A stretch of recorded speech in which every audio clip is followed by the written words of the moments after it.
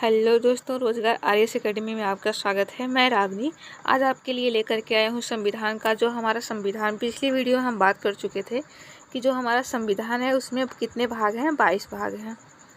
22 भाग में से सबसे पहले भाग की बात हम करेंगे आज कि हमारा जो पहला भाग है उसमें क्या लिखा गया है। संघ और उसका राज्य क्षेत्र, अनुच्छेद 1 से लेकर के ये 4 तक है। कितना तक है आपको यही याद रखे रहिए, यही याद रखना है कि 1 से 4 तक है। ये क्या है, भाग आपको बताए थे कि हर भाग के पहले एक मुहर लगी हुई है। तो आप देख सकते हैं, एक नज़र डाल सकते हैं कि आपके भाग 1 में जो संविधान है आपका, उसमें किस प्रकार की मुहर लगी है। चलिए आगे देखते हैं कि क्या लिखा है हमारे संविधान के भाग 1 में। ये हमारा भाग जो 1 है वो उसका पहला आर्टिकल क्या कहता है, भारत राज्यों का संघ है, यानी कि यूनियन है। संघ है, संघ जो है कैसा संघ है, यूनियन है। जो संघ होता है ये 3 प्रकार का होता है, कॉन्फेडरल और फेडरल और यूनियन। तीनों का मतलब संघ ही होता है। कॉन्फेडरल मतलब परिसंघ हुआ। इसमें अंतर क्या है, जैसे कि बहुत सारे जो राज्य हैं ये सब मिल करके एक केंद्र शासित मतलब सरकार को देते हैं, क्या अपनी कुछ शक्तियाँ दे करके एक सरकार को देते हैं जो एक राज्य बनता है। इसे क्या कहें, इसे कहेंगे परिसंघ या कॉन्फेडरल। लेकिन जो फेडरल होता है, मतलब कहने का मतलब उसके बाद फेडरल का जो नंबर आता है उसमें क्या हुआ कि ये जो है राज्य मतलब मिल करके एक राज्य बनाएंगे, अपना देश बनाएंगे। छोटे छोटे राज्य मिल करके एक अपना देश बनाएंगे, लेकिन सबका जो है संविधान कानून अलग रहेगा। लेकिन हमारी इंडिया का यूनियन है। यूनियन का मतलब हुआ कि एक ही इसमें संविधान है और इसकी एक ही कानून है और एक ही सरकार है। कहने का मतलब यही हुआ, जो हमारा संघ है, परिसंघ है, ये कैसा रहा। यहाँ से कोई राज्य, जो अभी हमको बताए कि जो छोटे छोटे राज्य मिलकर के एक देश अपना बनाते हैं, कोई राज्य अगर उनमें से अलग होना चाह रहा है तो वो आसानी से अलग हो सकता है। लेकिन हमारे भारत का ऐसा संविधान नहीं बना है कि कोई राज्य अगर आसानी से अलग होना चाहे तो वो अलग नहीं हो सकता।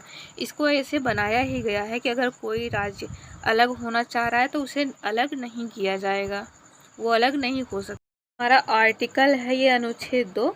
ये क्या है, संसद राष्ट्रपति के पूर्व अनुमति से यानी सूचना दे देता है संसद कि हम विदेशी क्षेत्र जो है, विदेशी राज्य है, उसे हम भारत में मिलाने वाले हैं। जैसे ये हमारा इंडिया हो गया, ये क्या कहेगा, संसद की राष्ट्रपति सूचना देगा कि भाई हम जा रहे हैं मिलाने विदेशी राज्य को अपने भारत में। तो अनुमति राष्ट्रपति जो है वो अनुमति दे देंगे। एग्जाम्पल में जैसे 16 मई को 1975 को जो हमारा सिक्किम है वो भारत का 22वां राज्य बना, ये 22वां राज्य बना। ये जो आर्टिकल है, आर्टिकल 2 में इतनी ही बातें कही गई हैं। उसके बाद हम राज्यों को पहली अनुसूची में रखा गया है। जो हमारा राज्य है, जाहिर सी बात है हमारे भारत में कितने राज्य हैं, कितने केंद्र शासित प्रदेश हैं, वो आर्टिकल 2 में नहीं लिखा गया है। वो अनुसूची, जो हमारी अनुसूचियाँ हैं संविधान में कितनी हैं, 12 हैं, तो वो कितने कहाँ लिखा गया है, अनुसूची में रखा गया है, लिखा गया है। उसके बाद हम देख लेते हैं अगला भाग, आर्टिकल 3 अनुच्छेद 3, संसद राष्ट्रपति के पूर्व अनुमति से। यहाँ पर सिर्फ अनुमति ही लेता है। भारत के किसी राज्य का नाम, सीमा, क्षेत्र में परिवर्तन कर लेगा। कहने का मतलब जो आर्टिकल 2 है वो क्या कहता है कि आप लाइए, संसद जो है ला करके इंडिया में मिला सकती है बाहर से कोई विदेशी राज्य को। लेकिन जो आर्टिकल 3 है वो क्या कह रहा है कि आपने तो मिला लिया, उसके बाद इसके अंदर जो कुछ करना है इसके आप अंदर ही करिए। क्या करना है कि आप इसकी क्षेत्र का मतलब नाम भी बदल सकते हैं। जैसे अभी यूपी का नाम कुछ और रख दें या बिहार का कुछ और नाम मतलब अलग अलग स्टेट का कोई नाम रख सकते हैं। और उसकी सीमा भी, उसका क्षेत्रफल कुछ भी बना सकते हैं। ये किसके पास है, संसद के पास ये पूरी पावर है।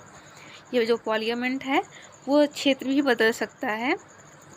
ये कितने अनुच्छेद के अंदर, ये जो आर्टिकल 3 है उसके अंदर ये बातें लिखी गई हैं कि ये बदल सकता है। जैसे एग्जाम्पल में एमपी से छत्तीसगढ़ को 1 नवंबर 2000 को अलग कर दिया गया, तो किस अनुच्छेद के अंतर्गत किया गया, ये आर्टिकल 3 के यानी अनुच्छेद 3 के अंतर्गत ये किया गया है।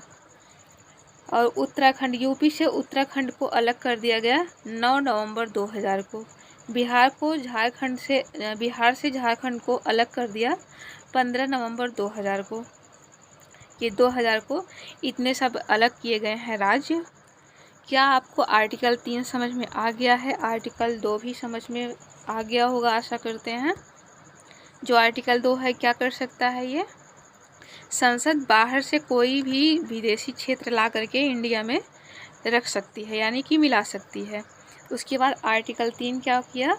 उसमें नाम परिवर्तन कर सकता है, सीमा, क्षेत्र की मतलब ये सब में ये परिवर्तन कर लेगा।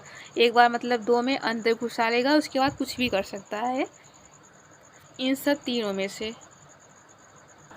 जब सिक्किम को भारत में मिलाया गया तो यहाँ पर संशोधन हुआ। संशोधन कब हुआ? 35वां संशोधन में इसे मिलाया गया 1974 में, जब सिक्किम को सह राज्य माना गया। पूरी तरह से इसे राज्य नहीं माना गया, तो इसे किस में रखा गया था? आर्टिकल 2A बना था उसमें रखा गया था। लेकिन जब सिक्किम ये समझ लिया कि अब हम इंडिया में पूरी तरह से रह सकते हैं, मुझे कोई परेशानी नहीं है, तो 36वां संशोधन में क्या हुआ? 36वां संशोधन 1975 में जब हुआ तो उसमें क्या हुआ कि ये 22वां राज्य बन गया। कौन? सिक्किम जो है ये 22वां राज्य बन गया था अपने भारत का। आर्टिकल 3 हम देख ही चुके। फिर आते हैं आर्टिकल 4 में, देखते हैं क्या है। अनुच्छेद 2 और 3 में संशोधन को 300 जो संशोधन होता है वो आर्टिकल 368 के अंदर होता है। इसमें लिखा गया है कि हम संशोधन कर सकते हैं, ये बाहर रखा गया है। जो 2 है और 3 है ये क्या जो संशोधन किया जाता है इसके बाहर रखा गया है। और इसमें मतलब संशोधन जब होता है तो उसमें क्या होता है, राष्ट्रपति अपना सिग्नेचर वगैरह ये सब करते हैं। इसमें पहले ही आप पढ़ चुके हैं कि पूर्व अनुमति मतलब पहले ही अनुमति ले चुका है संसद।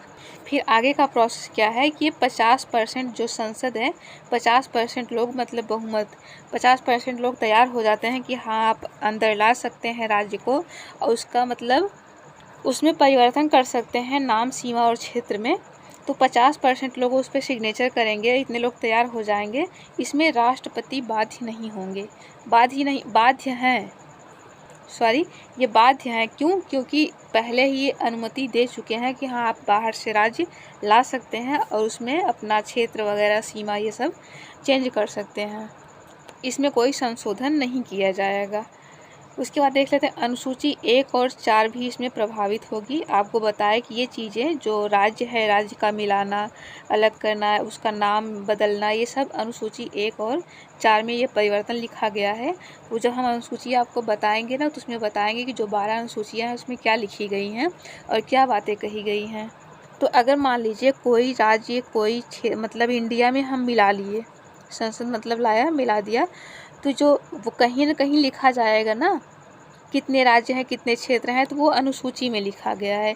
तो वहाँ भी जाहिर सी बात है उस पर प्रभावित तो होंगे ही, वहाँ भी कुछ ना कुछ बदलाव होगा। तो वही चीज़ें लिखी गई हैं।